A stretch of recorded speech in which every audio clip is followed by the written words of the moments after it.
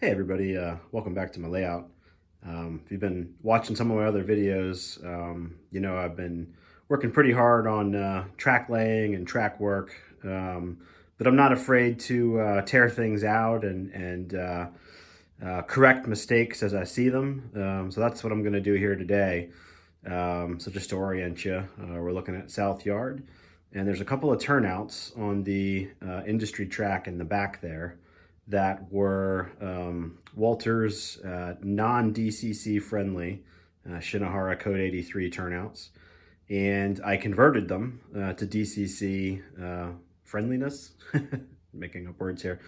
They are now DCC friendly, but in so doing, I've affected the integrity of the throwbar. The points aren't lining up exactly right, and I think they're going to cause me some problems. So I'm just going to kind of zoom in here a little bit and show you what I'm talking about. So this turnout and this one are the two that I converted, and you can see where I've underneath the turnout soldered jumper wires there that I'm hoping with paint and ballast kind of disappear.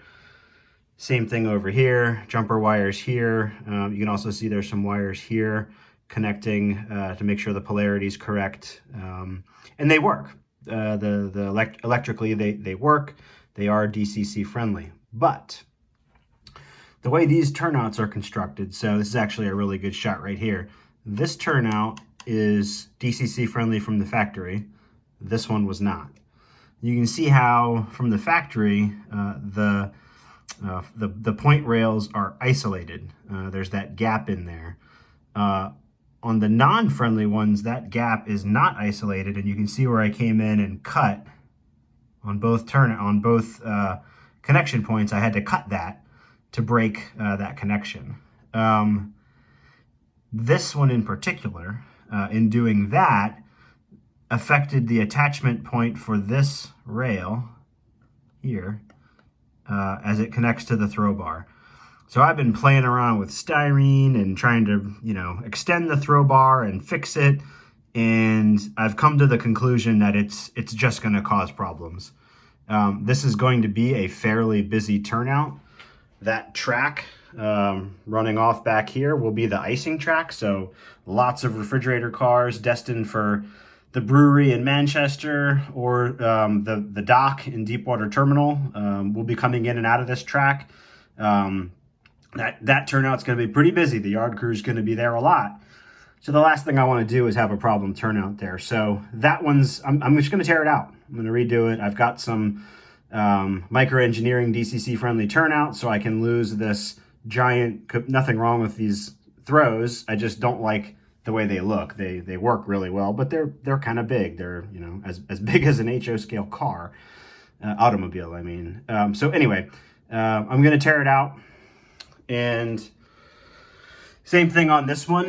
This one's holding together better. But as I'm thinking about tearing that out and kind of realigning this right here, I think I'm going to go ahead and replace this one too. I don't want any of those solder joints to break.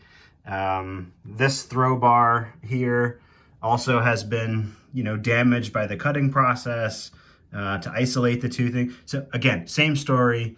It's probably just going to cause problems, and I don't want those kind of problems in the layout. I've worked too hard and I've spent too much time on track work to settle for stuff like this. So I'm going to tear them out and I'm going to replace them. So just getting started on removing the track and turnouts here. Just using a putty knife, kind of gently working underneath the track. It was all glued down with Aleene's tacky glue to foam. So it comes loose, just working it up gently, trying not to tear the foam up too much.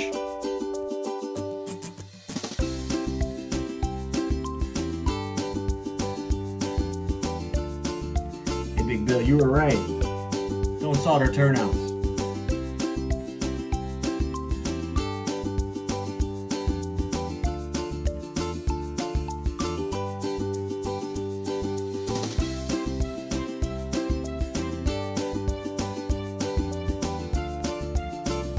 So with the turnout out of there, I've focused my attention to trying to get all the little bits of glue and debris out of the way. Around the shop back there, I'll I used the putty knives to get the big chunks, and now I'm just kind of sanding it smooth.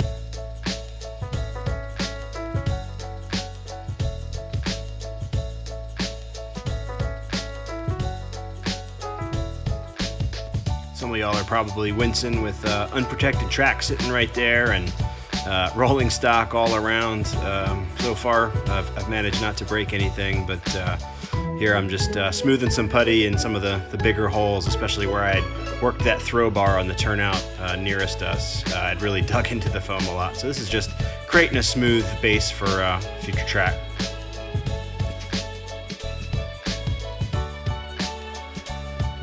So one of the things I like to do when sanding down drywall putty, get the shop vac, kind of run it next to where you're sanding, and that keeps the dust down and keeps from making too much of a mess of the place.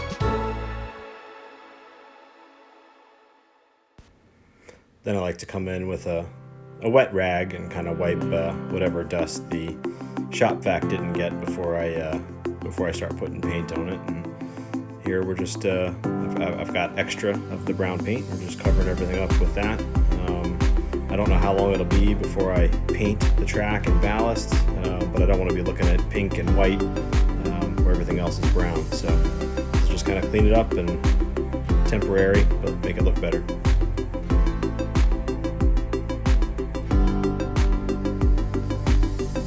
All right, here we are, actually fitting the new turnout in. One of the things I like to do is mark where the throw bar is with a marker. That way I don't get glue anywhere near that. So you saw me lay the glue on both sides of it. Drop the turnout in, make sure the rail joiners are in right, and then put some weight on it. Hold it down, let it dry.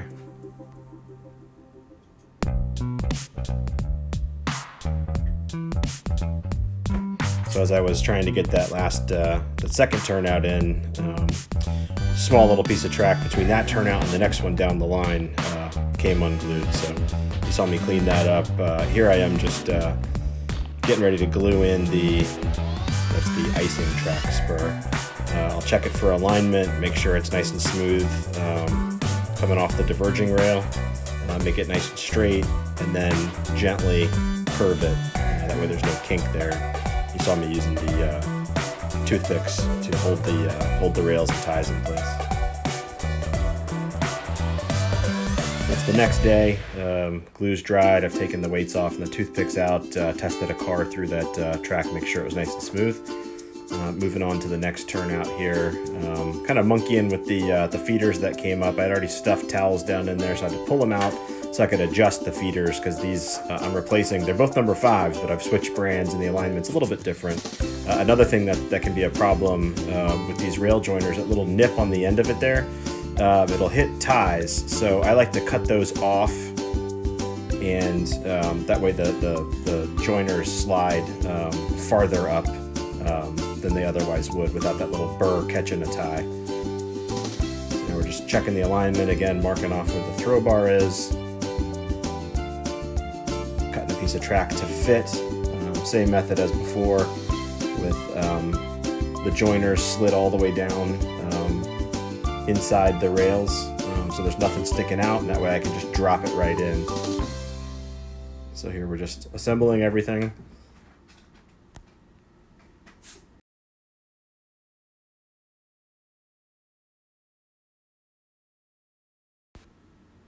So you see me check the alignment a bunch. The turnouts way at the far end are starting to follow the bend of the curve to the right, so the industry track's not straight all the way. That last little piece of track I was working on there past the second turnout does have a little bend to it. That's intentional. Here we're just dropping the last spur track in, again making sure the alignment between the diverging rails and the spur track is nice and straight before I start to curve it. This one was fighting me a little bit, trying to get the rail joiner to slip over. The rail on the turnout, the micro-engine rail, can be a little bit finicky to get those Atlas turnouts in there, but we got it straight. Again, the transition's nice and straight, working the rail joiners smooth, starting to weigh things down, and we'll hold it there so the glue dries.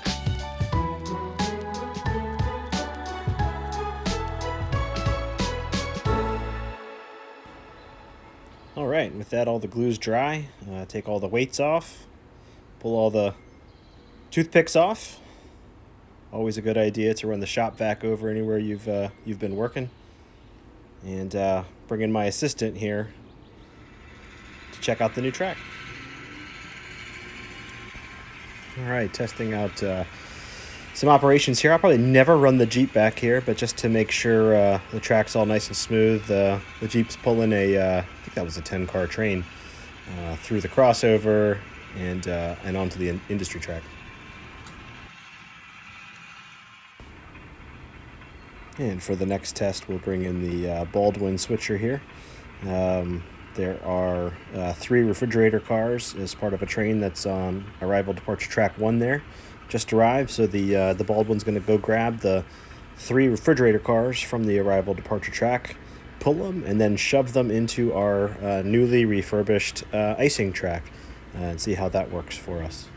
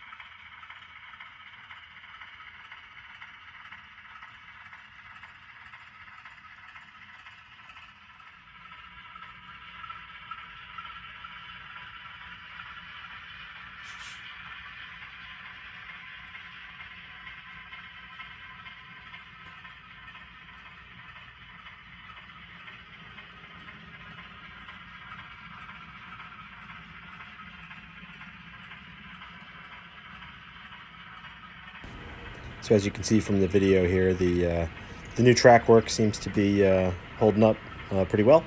I'm pretty happy with my decision to replace that turnout and the one just beyond it. I think that's going to make operations a lot more enjoyable, and I encourage anybody else who's got a problem area on their layout to go ahead and tear something out and fix it. There's no shame in that.